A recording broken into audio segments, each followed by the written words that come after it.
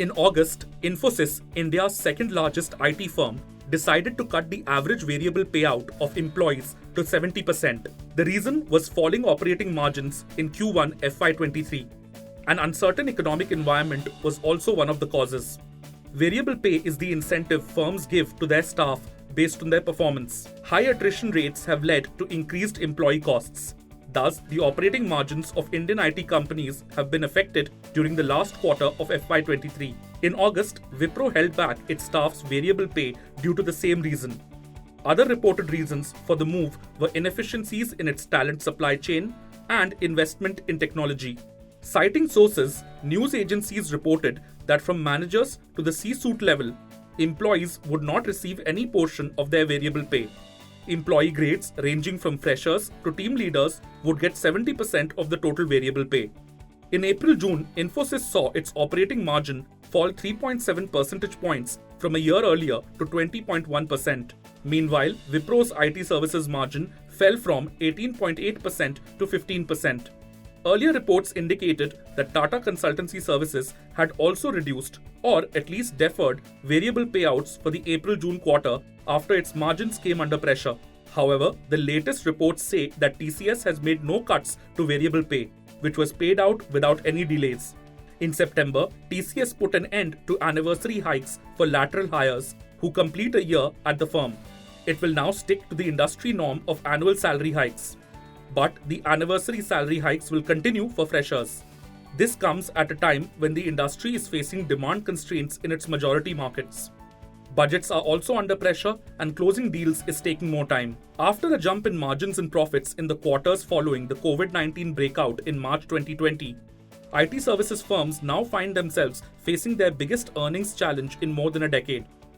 With operating expenses racing ahead of revenue growth, the industry's operating margin declined to more than a decade low of 23.2% in Q1 FY23. During Q3 FY21, its operating margins had reached a 7-year high of 28.8% of the total income or revenues. But margins have been going downhill since then, despite double-digit revenue growth. According to ratings agency CRISIL, the IT sector is also estimated to see its revenue growth fall from 19% in FY22 to 12 to 13% in FY23. This would be the steepest fall in revenue growth in 8 years. The reason? Tightening IT spends by clients in the US and the European Union. And experts believe the industry may continue to face margin pressure despite lower projected attrition. Even if inflated talent expenses are contained, passing through the increased wage inflation and attrition costs to customers will be essential for margins to recover. So the margin pressure is going to continue for a very long time because the market has become competitive and there is a lot of penetration of smaller players as well. And in each country, the local players are also giving a tough competition. So this challenge is going to continue because that also the differentiation of between the providers is diminishing. We see that a lot of standardization and consolidation, which is also happening. In this kind of a situation, we don't expect that the margin pressure will ease and the